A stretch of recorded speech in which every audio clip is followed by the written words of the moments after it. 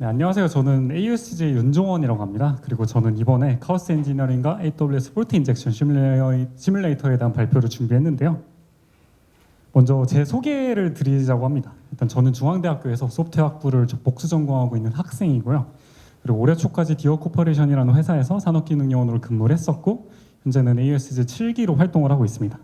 저는 데이터 엔지니어링이나 클라우드 아키텍처 그리고 분산 시스템에 대한 관심을 갖고 있기 때문에 이 발표가 끝나고 저와 이야기를 나누고 싶으시다거나 혹은 궁금한 점이 있으시면은 여기 나와 있는 이메일로 연락을 주시면 될 것 같습니다.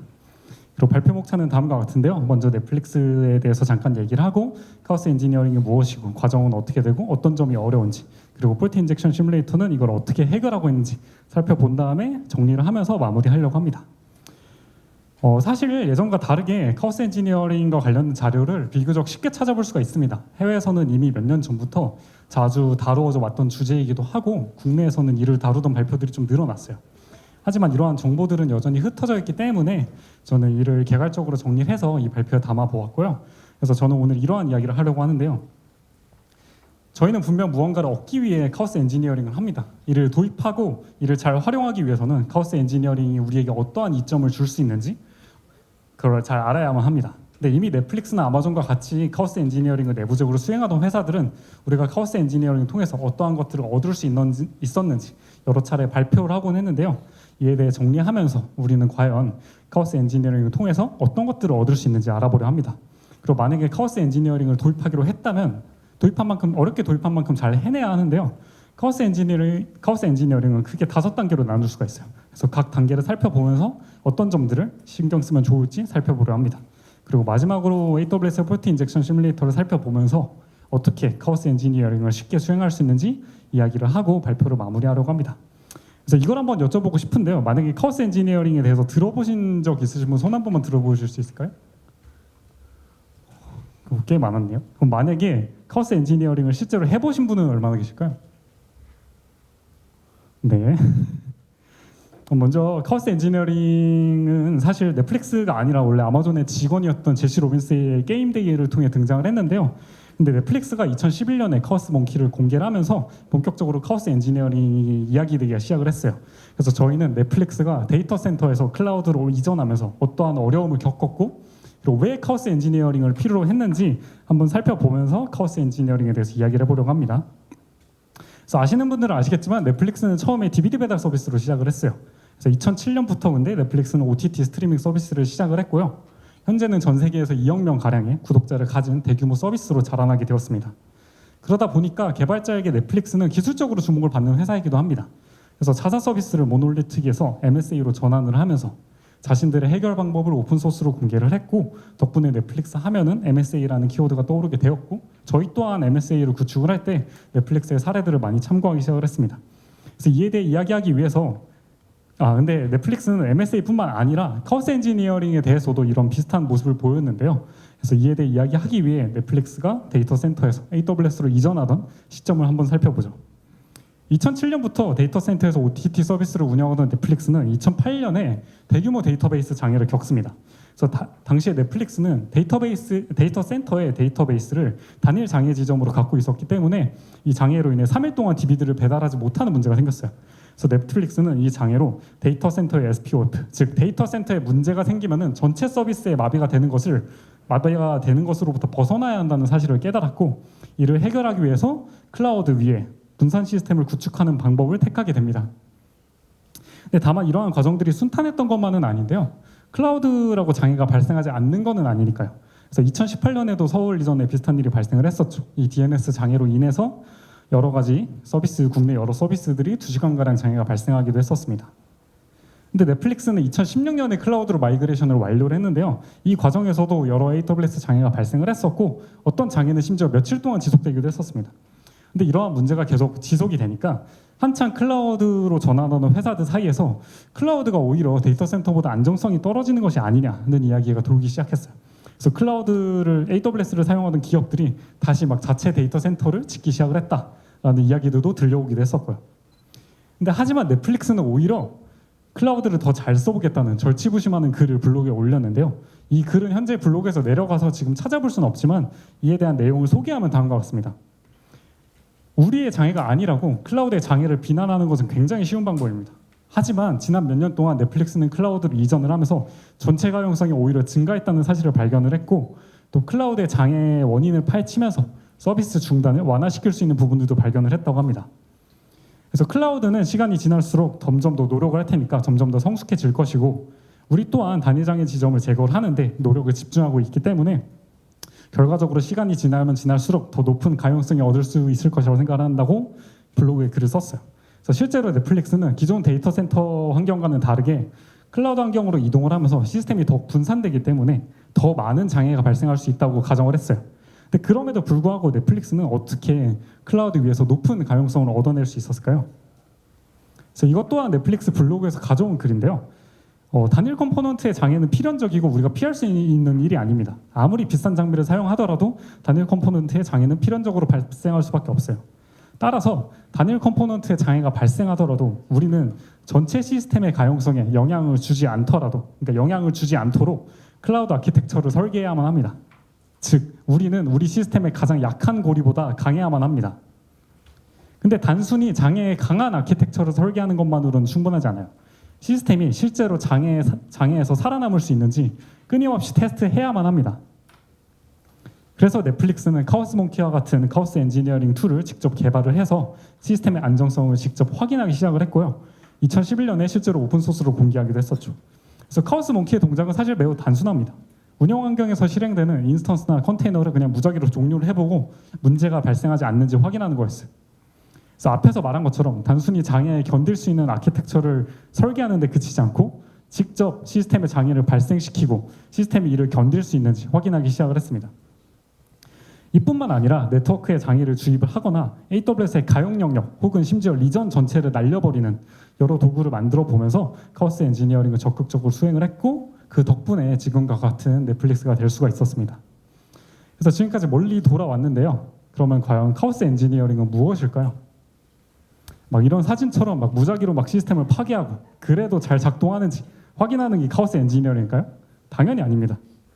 넷플릭스는 이제 카오스 엔지니어링 경험을 바탕으로 2016년에 카오스 엔지니어링 원칙을 만들어서 공개를 했는데요. 그래서 여기에 나와 있는 카오스 엔지니어링의 정의는 다음과 같습니다. 다만 이 정의는 뒤에서 다시 살펴보려고 해요. 카오스 엔지니어링은 앞에서 말한 것처럼 이제 제시 로맨스의 게임데이 프로그램을 통해서 처음 시작이 되었는데요. 그럼 그는 이 프로그램에 처음에 창설을 할 때 어디서 이 영감을 얻을 수 있었을까요? 그는 이용 소방대로 활동을 하면서 소방관과 같은 훈련을 받아왔는데요. 그리고 이런 훈련으로부터 영감을 받아서 게임데이를 만들게 되었다라고 밝혔습니다. 그래서 제시 로벤스가 사실 영감을 떠올린 훈련은 실제 소방관들이 받는 훈련이지만 여기서는 좀 다른 예시를 들어볼까요? 건물에는 화재를 예방을 하고 인명피해를 막기 위한 다양한 소방시설이 존재합니다. 다음 사진처럼요. 근데 실제로 화재가 발생을 했을 때 이러한 시설들이 모두 잘 작동을 할까요? 화재 경보기가 울려서 발화 지점에 스프링클러가 작동을 하고 사람들은 소화기나 소화전을 통해서 화재를 진압을 하거나 혹은 비상구로 대피할 수 있을까요? 이러한 것들이 모두 잘 이루어질 것이라고 확신할 수 있을까요? 분명 각 장치들은 생산될 때 여러 테스트 절차를 거쳐서 나왔을 겁니다. 근데 그럼에도 불구하고 우리는 이 모든 장치들이 유기적으로 어우러져서 잘 작동할 것이라고 확신할 수가 없습니다. 각 단위 시스템은 분명 정상일 텐데 말이죠. 근데 그러면 우리는 현실에서 이러한 확신을 어떻게 얻을 수 있을까요? 실제로 그래서 소방 대피 훈련을 하곤 합니다. 왼쪽처럼 그냥 상황을 가정을 해서 대피하는 훈련을 하기도 하지만 실제로 막 상황처럼 막 연기도 피우고 불도 내면서 각본 없이 대피하는 훈련을 진행을 하기도 합니다. 그래서 조금 더 자세히 살펴보기 위해서 상황 하나를 가정을 해보려고 하는데요. 초등학교와 근처 소방서가 협력을 해서 화재 대피 훈련을 진행한다고 해볼게요. 이러한 훈련에는 학교의 학생들 그리고 선생님이 있을 거고 이러한 소방 훈련을 계획한 소방관이 있을 겁니다. 최대한 실제 상황과 가깝게 연출하기 위해서 실제 화재를 발생시킨다고 해봅시다. 물론 안전을 위해서 통제된 환경 속에서 진행을 할 겁니다. 그래서 저희가 생각하는 이상적인 시나리오는 다음과 같은데요. 화재가 발생을 하면 화재의 모든 화재 경보기가 울릴 거고요. 그리고 일부 선생님은 소화기 등을 활용을 해서 화재의 초기 진압을 시도를 할 거고 다른 선생님은 학생들을 인솔을 해서 대피를 하겠죠. 그리고 결과적으로는 모든 사람들이 대피를 하고 소방관들이 도착을 할 겁니다. 자, 여러분들이 만약에 이러한 소방훈련을 계획을 하고 사람들이 실제로 잘 대피하나 확인을 한다고 해봅시다. 아마 생각한 시나리오대로 흘러가지 않을 겁니다. 화재 경보기가 울리지 않을 수도 있고요. 화재 경보기가 울렸지만 우리에게 익숙한 것처럼 사람들이 대피하지 않을 수도 있습니다. 혹은 소화기가 작동하지 않을 수도 있고 사람들이 대피로를 찾지 못할 수도 있어요. 근데 이러한 문제들은 모두 실제로 소방훈련을 진행하기 전까지는 모르던 것들입니다.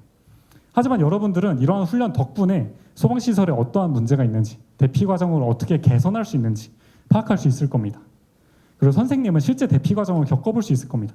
실제로 학생들을 인솔시켜서 대피시켜 본 적이 있는지 없는지는 매우 다르겠죠. 학생들이 인솔하는 과정에서 어떠한 어려움이 있는지, 어떤 부분을 신경 써야 빠르게 대피할 수 있는지 몸소 깨달을 수 있을 겁니다. 그래서 다시 컴퓨터 세상 클라우드 세계로 돌아오면요, 회사 인프라 혹은 여러분이 이제 진행 중이신 사이드 프로젝트에 저런 일들이 발생하면 어떻게 될까요? 사용자는 이러한 장애로부터 불편을 직접 겪게 될까요? 혹은 서비스는 이러한 장애가 발생을 했을 때 자동으로 복구가 될 수가 있을까요? 그럼 만약 그런 것들에 확신이 있다면 이러한 확신은 어떻게 얻을 수 있을까요? 이번에는 개발자와 SRE 팀이 협력을 해서 카오스 엔지니어링을 수행을 합니다. 통제된 환경 속에서 실제 장애를 발생을 시키고 장애가 다른 서비스까지 번지지 않는지 확인합니다. 이 과정을 통해서 우리는 장애가 발생했을 때 시스템이 실제로 어떻게 동작하는지 직접 확인할 수가 있습니다. SRE 팀은 아키텍처를 설계한 대로 정말 장애를 잘 견뎌내는지 잘 직접 확인하는 과정을 통해서 확신을 얻을 수 있고, 개발자들은 직접 상황을 경험하고 때로는 직접 장애를 조치하면서 장애를 분석하고 대응하는 능력을 길러낼 수 있을 겁니다. 즉, 카오스 엔지니어링은 실제로 서비스에 장애를 주입해서 숨겨져 있던 아키텍처 상의 문제를 직접 드러내는 것인데요. 분산 시스템이 대중화가 되면서 하나의 서버, 하나의 앱만 관리하던 시기에 비해서 복잡성이 매우 늘어났습니다. 여러 개의 서비스가 얽히고 설킨 환경에서는 하나의 서비스의 문제가 전체 서비스의 문제로 번질 수도 있고, 각각의 서비스에는 문제가 없지만 이를 연결했을 때 문제가 또 생기기도 합니다. 그리고 이제는 한 명이 모든 서비스를 다 파악하는 것은 불가능하고 모든 장애를 다 사전에 막는 건 또한 불가능합니다. 하지만 우리는 이러한 문제가 실제로 발생하기 전에 찾아낼 수는 있습니다. 우리의 시스템에서 가장 약한 부분을 찾고 이를 견딜 수 있도록 개선을 하고 견딜 수 있다는 것을 직접 확인하면은 시스템을 더욱 회복력이고 신뢰성 있게 만들 수 있습니다. 즉, 카오스 엔지니어링은 결국 복잡한 분산 시스템에 대해서 가설을 세우고 통제된 환경 속에서 안전하게 실험함으로써 시스템의 잠재적인 문제를 발견하고 이를 견딜 수 있게 만드는 기법입니다. 그래서 여러 다른 발표에서도 카오스 엔지니어링을 각자의 방식으로 정의하곤 했는데요. 앞에서 말한 것처럼 카오스는 문제를 일으키는 것이 아니라 문제를 드러내는 것이고, 혹은 장애가 시스템에 미치는 영향을 최소화하기 위한 실험이라는 주장도 있었고요. 실패를 피하는 가장 좋은 방법은 끊임없이 실패하는 것이라는 주장도 있었습니다. 그래서 이러한 이야기들이 모두 종합된 것이 바로 이 정의입니다. 카오스 엔지니어링은 운영 환경에서도 갑작스러운 장애를 견딜 수 있는 시스템을 구축하기 위해서 시스템을 실험하는 분야라는 거죠. 그래서 여기에 하나만 덧붙이자면 근기억을 이야기를 할 수 있는데요. 앞에서 학생들을 대피시키는 선생님 이야기를 기억할 겁니다. 장애를 마주하는 개발자 또한 마찬가지인데요. 소방관들이 실제로 현장에 투입되기 전에 소방훈련을 하는 이유는 화재 앞에서 당황하지 않고 어떻게 하면 빠르게 화재를 진압할 수 있을까 몸으로 익히기 위해서입니다.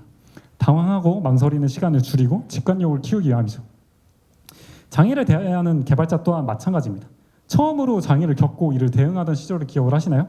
처음에는 누구나 당황하고 망설이게 됩니다. 하지만 여러 번의 장애를 겪게 되면은 익숙해지고 대응 과정 또한 원활해지게 되는데요. 하지만 이러한 경험, 근기억은 실제 장애로만 얻어낼 수 있는 건 아닙니다. 실제와 같은 훈련을 통해서 미리 경험을 쌓고 근기억을 형성하는 것이 카오스 엔지니어링의 또 다른 목표입니다. 그럼 지금까지 카오스 엔지니어링 등에서 길게 이야기를 했는데 이쯤에서 이런 의문이 들 수도 있습니다. 우리는 분명 시스템의 안정성을 높이는 여러 작업들을 이미 하고 있습니다. 단위 테스트나 통합 테스트가 여기에 해당이 되겠죠. 근데 그렇다면 이러한 테스트와 카오스 엔지니어링의 차이는 무엇일까요? 이러한 테스트들은 이미 알고 있는 입력, 알고 있는 출력에 대해서 테스트합니다. 우리가 알고 있는 사실에 대해서는 훌륭하게 검증해낼 수 있지만 우리가 미처 파악하지 못한 문제에 대해서는 확인할 수가 없습니다. 하지만 카오스 엔지니어링은 사실 테스트보다는 실험에 가까운데요. 시스템이 이러한 상황에 놓인다면 어떻게 행동하는지 확인하는 과정에 가깝기 때문에 기존의 테스트로는 발견하지 못한 문제를 발견하고 우리에게 확신을 줄 수 있기 때문에 의미가 있습니다. 그렇다면 카오스 엔지니어링은 어떻게 하면 되는 걸까요?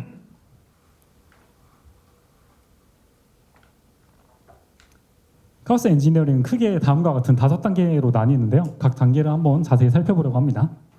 먼저 우리는 안정상태를 정해야 됩니다. 안정상태는 시스템의 정상상태를 의미하는데 다르게 말하면 우리의 시스템이 정상임을 나타내 줄 수 있는 상태라고 말할 수 있습니다. 근데 이때 안정 상태를 정의할 때 우리가 신경 써야 하는 것들이 있습니다. 먼저 우리는 실험을 진행하는 거기 때문에 수치적으로 측정 가능한 지표를 사용해야 합니다. 주문이 잘 들어온다, 우리의 서비스가 원활하게 이용이 된다가 아니라 분당 주문수 혹은 서비스 지표 값을 사용해야만 합니다. 그리고 시스템의 내부 속성보다는 고객 경험과 관련된 운영 지표를 사용하는 것이 좋은데요. CPU 퍼센트, 메모리 사용량이 아니라 실제 API 처리량, 그리고 에러율, 응답 시간이라든지 초당 주문수, 장바구니 이용률 등 비즈니스와 관련된 지표를 사용하는 것을 권장을 합니다. 근데 여기에는 여러 가지 이유가 있습니다. 일단 우리는 장애로 인해서 고객이 불편을 겪지 않도록 하기 위해서 카오스 엔지니어링을 수행을 합니다.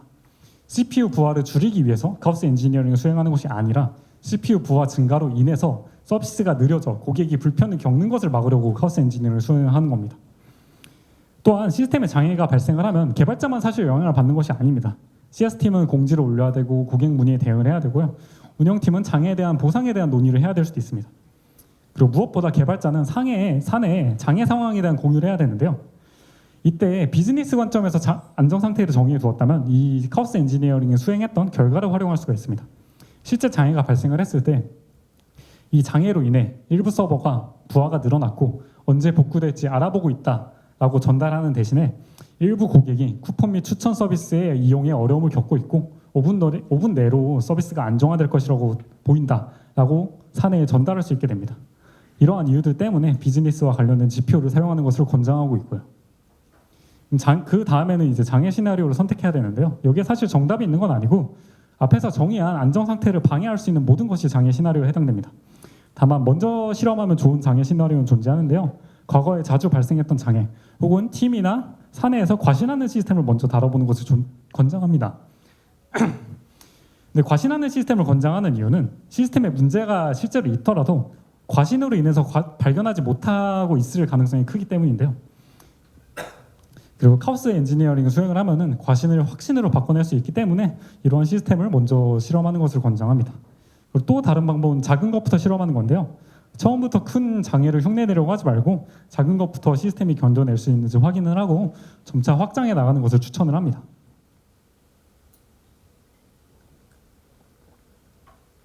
그리고 이제 장애 시나리오를 선정을 했다면 이제는 가설을 세워야 되는데요. 이때 가설은 다음 형태를 따르는 것으로 권장을 합니다.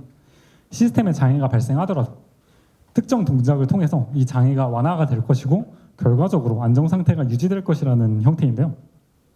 근데 시스템에 장애가 발생을 해서 고객이 불편을 겪는다와 같은 형태를 사용하면 안 되는 걸까요? 이에 대한 해답은 이제 기무가설에 있는데요. 기무가설은 영어로는 널 하이포시스라고 하는데요. 이를 다르게 풀면은 기각되기를 기대하는 가설을 말합니다. 예를 들어 흡연 여부가 심혈관 질환 발생 증가에 영향을 미치는 연구를 진행한다고 했을 때 기무가설과 그리고 대립가설은 저러한 형태를 띠게 되는데요. 이제 기무가설을 널 하이포시스라고 부르는 이유도 여기에 있습니다. 흡연자와 비흡연자의 질환 발생 여부에 차이가 없다는 거죠. 차이가 없는 형태라는 게 바로 기무가설의 핵심입니다. 그래서 결국 기무가설은 가설이 틀렸다는 것을 증명하기 위해 노력한다는 점에 있어서 기류법과 비슷한 방법인데요.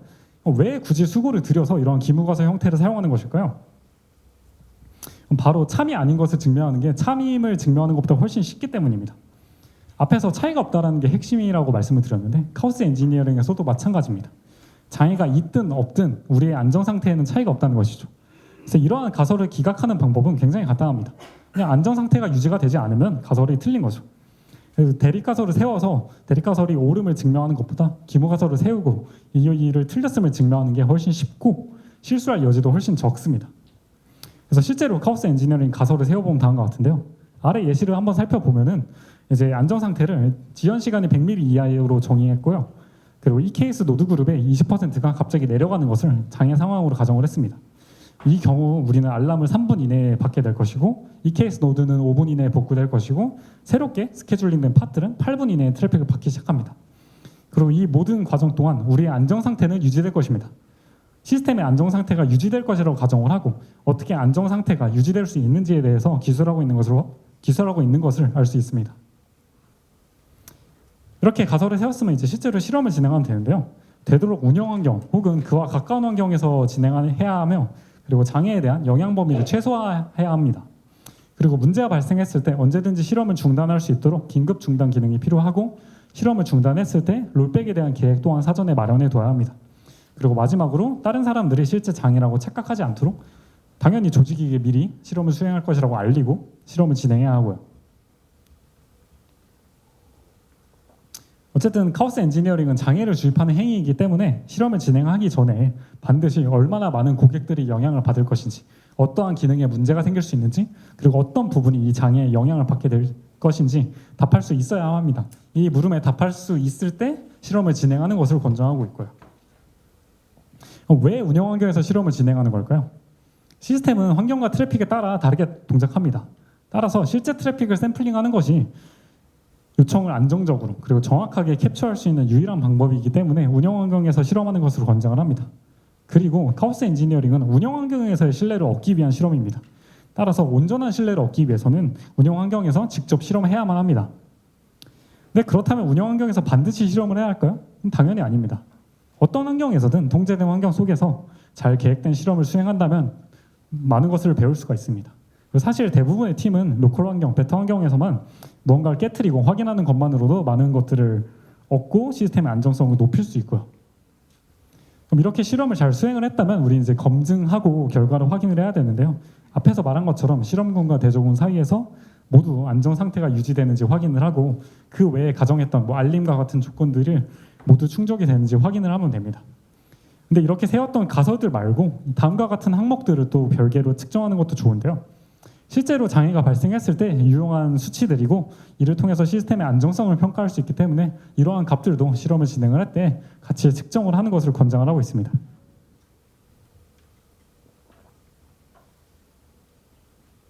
그리고 이렇게 실험을 마쳤다면 당연히 시스템을 개선을 해야 되는데요. 여기에는 뭐 5IC나 COE와 같은 이미 널리 알려져 있는 여러 방법들을 사용을 해서 활용을 하시면 됩니다. 그렇다면 카오스 엔지니어링 과정을 살펴봤는데, 카오스 엔지니어링은 왜 어려운 것일까요? 카오스 엔지니어링을 통해서 효과를 얻기 위해서는 저희는 다양한 장애 시나리오를 실험을 해야만 합니다. 근데 실험을 위해서 매번 스크립트를 작성을 해야 한다면 테스트를 한 번 수행하는 것이 굉장히 힘든 작업이 될 겁니다. 그리고 안전하게 실행하기 되게 어려운데요. 실험을 하기 위해서 장애를 주입했는데 이게 전사 장애로 번진다면은 정상적으로 실험을 수행하기가 굉장히 어렵겠죠.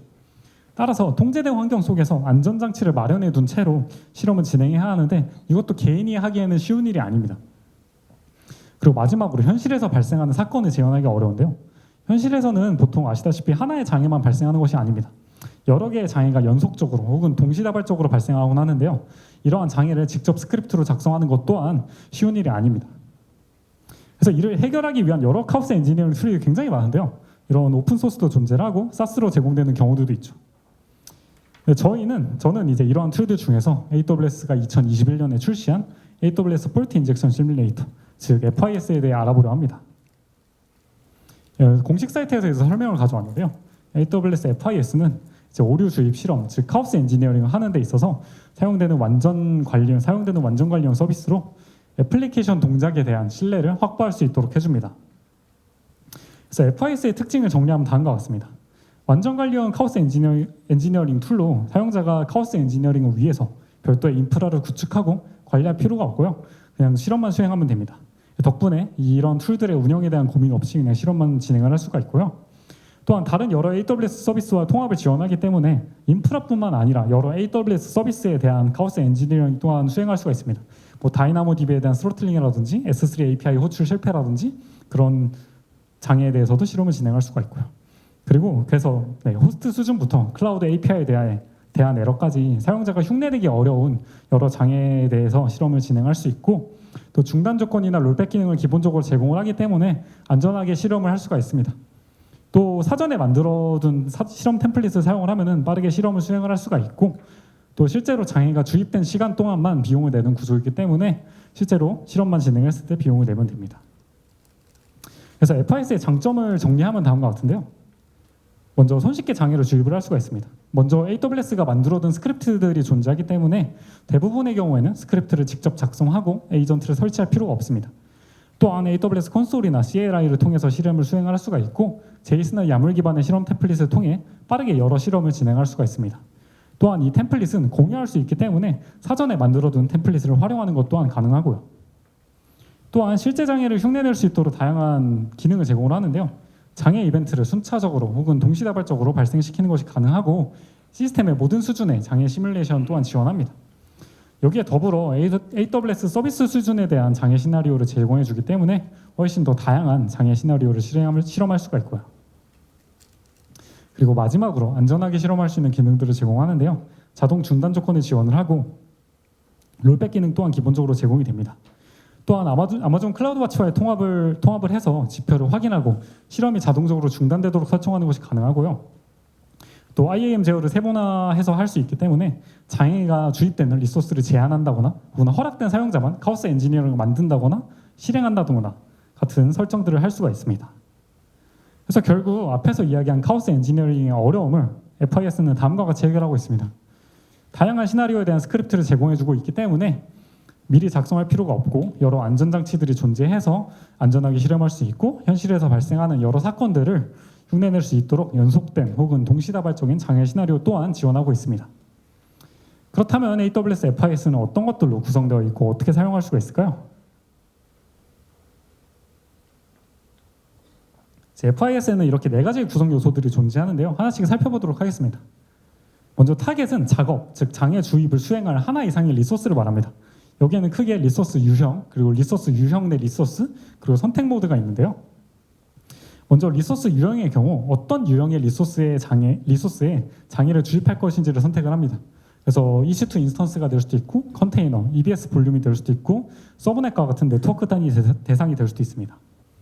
그래서 만약에 이렇게 유형을 골랐다면 이 유형에 해당하는 수많은 리소스 중에서 어떠한 리소스에 장애를 주입할 것인지 선택을 해야 합니다.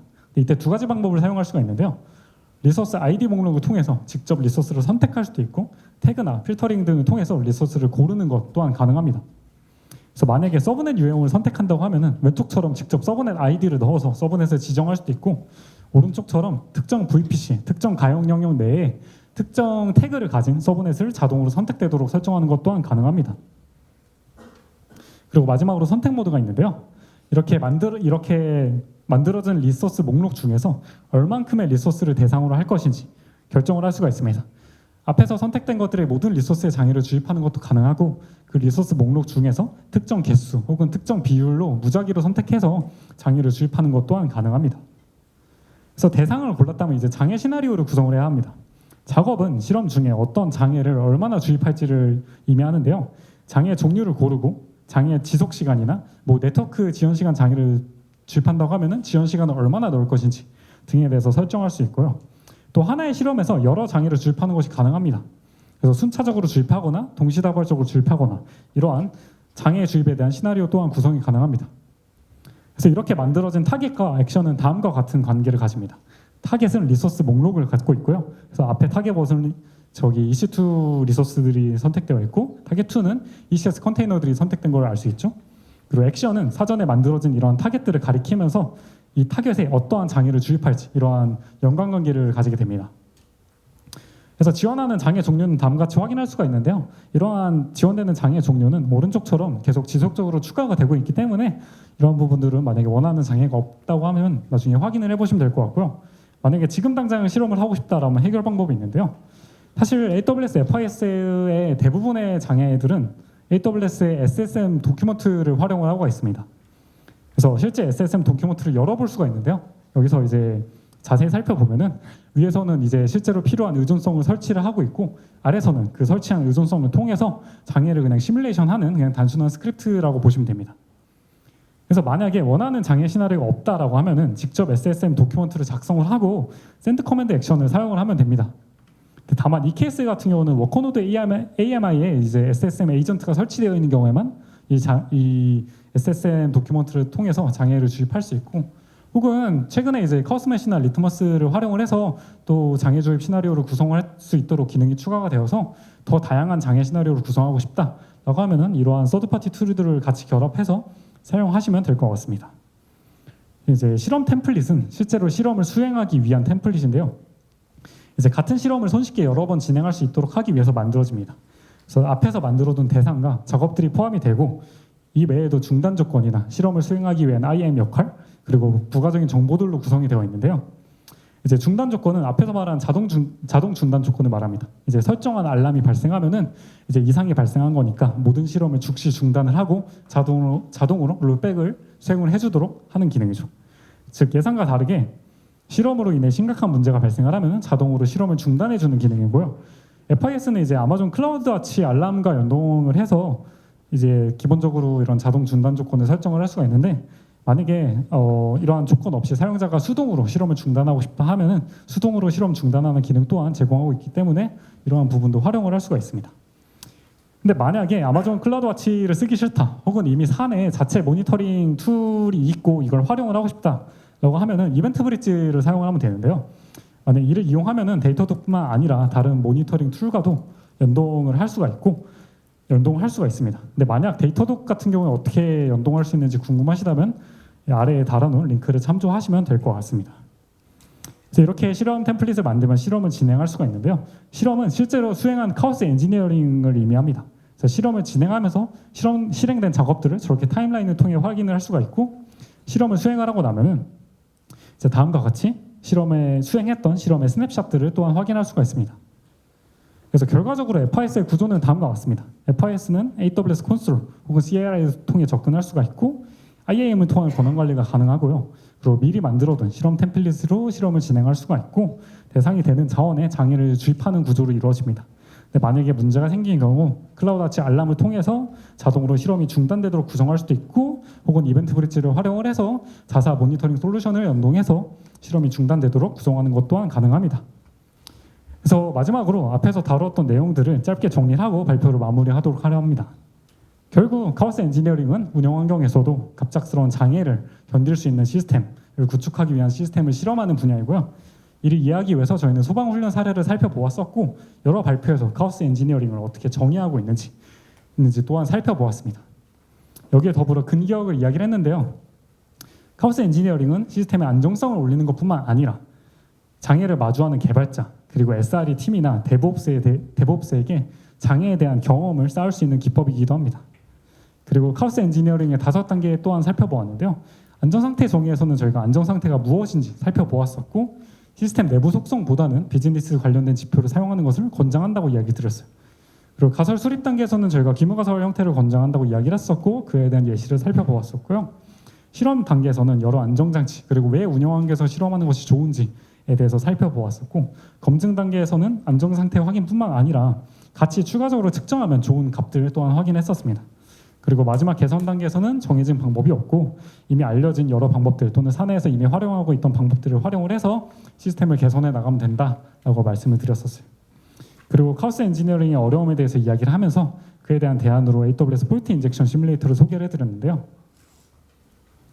FIS가 카오스 엔지니어링의 어려움을 어떻게 해결하고 있는지 살펴보았었고, 그리고 그 구조에 대해서 이야기를 했었습니다. 그래서 여기까지가 제 발표고요. 혹시 지금까지 들어주셔서 감사합니다.